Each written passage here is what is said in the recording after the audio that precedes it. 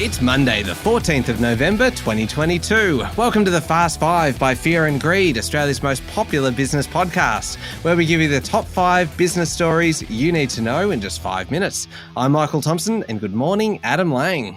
Good morning, Michael.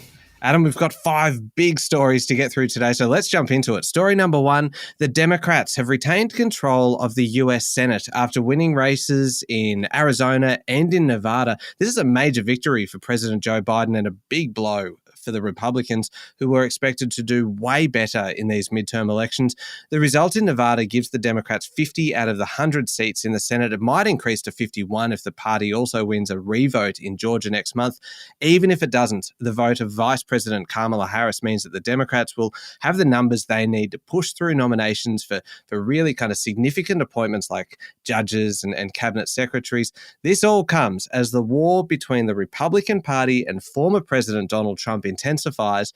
High-profile former Trump supporters are declaring that enough is enough and that Trump should just move on after the party's really poor showing in the midterms. Even Rupert Murdoch has abandoned Trump. Murdoch's influential Wall Street Journal dubbed Trump the Republican Party's biggest loser, while his tabloid, the New York Post, called him Trumpty Dumpty. The ridiculing of Donald Trump in Murdoch's newspapers makes a serious shift against the former president, and it could stop any chance of him actually running for president again.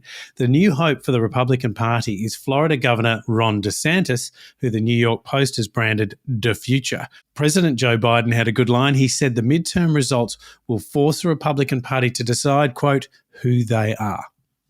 All right, on to story number 2, which is kind of linked to story number 1. US markets have been soaring over the last few days into the weekend on the back of milder than expected inflation data last week, which saw traders bet that the pace of interest rate rises would slow and inflation would come back under control. Now, the Dow Jones added 0.1% on Friday night into Saturday, but that was on top of some significant gains the previous day. The S&P rose nearly 1%. The NASDAQ jumped another 2% on top of a massive jump the previous day.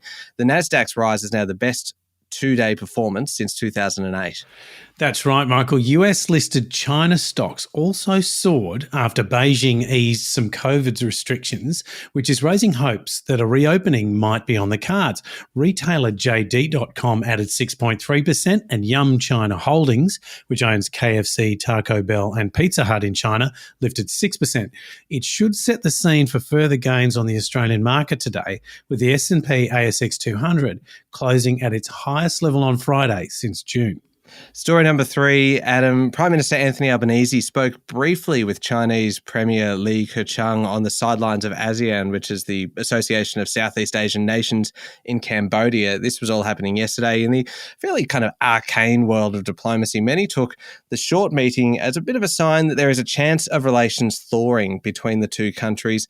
That does come, though, after China's President Xi Jinping appears to have snubbed Anthony Albanese by leaving him off the list of the leaders officially that he will meet during the upcoming summits in Asia.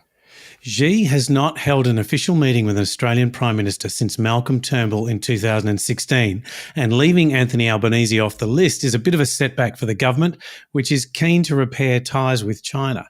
The Chinese Foreign Ministry didn't completely shut the door on our Prime Minister, saying that Xi will meet other world leaders upon request, so there's still a chance. Yeah, there may be a chance. And the prospect of a top-level meeting between Xi and Albanese comes as Foreign Minister Penny Wong yesterday reaffirmed the government's hardline stance on China in a major speech. So we will see how it goes. On to story number 4, and Vanguard, the US-based index investing giant, has thrown down the gauntlet to Australia's superannuation funds.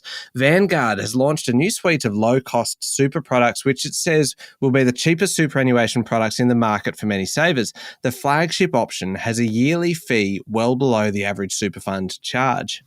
Vanguard is best known as a low-cost index fund provider. That means its funds hold every share in the market to replicate the returns of the overall index. Because there's no active management, costs are kept to a minimum. It's a unique story. Its founder, John C. Bogle, invented the index fund and built Vanguard into a gigantic global manager with US $7 trillion in assets under management. But unlike almost anyone else in the investment industry, Vanguard has never had outside shareholders, not even John C. Bogle himself, who died in 2019. The company is owned by the investors in its funds. Now, there's a bit of a debate whether Vanguard's super fees are actually the cheapest in the market, but nevertheless, the entry of the US giant should be welcomed by Australians. Yeah, it's always good to get professional advice, particularly when you're making big decisions about finances and investments. Finally, Adam, on to story number 5, a bit more on the collapse of cryptocurrency exchange FTX. So a week ago, FTX was managing about $15 billion of cryptocurrency holdings on behalf of depositors. Today, the figure is zero. FTX filed for bankruptcy on Friday, just a week after telling customers that, quote, their assets are fine. It owes $8 billion to more than 100,000 creditors, and it gets worse, would you believe? $600 million has disappeared from FTX-linked cryptocurrency wallets. Users have been instructed not to install upgrades and to delete all of their FTX apps. The company says its systems have been hacked. Many FTX users are now taking to social media saying that their balances are reading zero. That's right, Michael. The collapse of FTX means Bitcoin traded back under US $17,000 over the weekend and is now down some 75% from its peak. Bitcoin is under pressure because it's the main collateral used for crypto lending, and no one really knows how many people lent how much money to FTX. All right, there we go. The top 5 business stories in 5 minutes. Thank you, Adam. Thank you, Michael. It's Monday, the 14th of November, 2022. Remember to hit follow on the podcast. And if 5 minutes isn't enough for you, you can find our longer daily show called Fear and Greed wherever you listen to podcasts. I'm Michael Thompson, and that was the Fast 5 by Fear and Greed. Have a great day.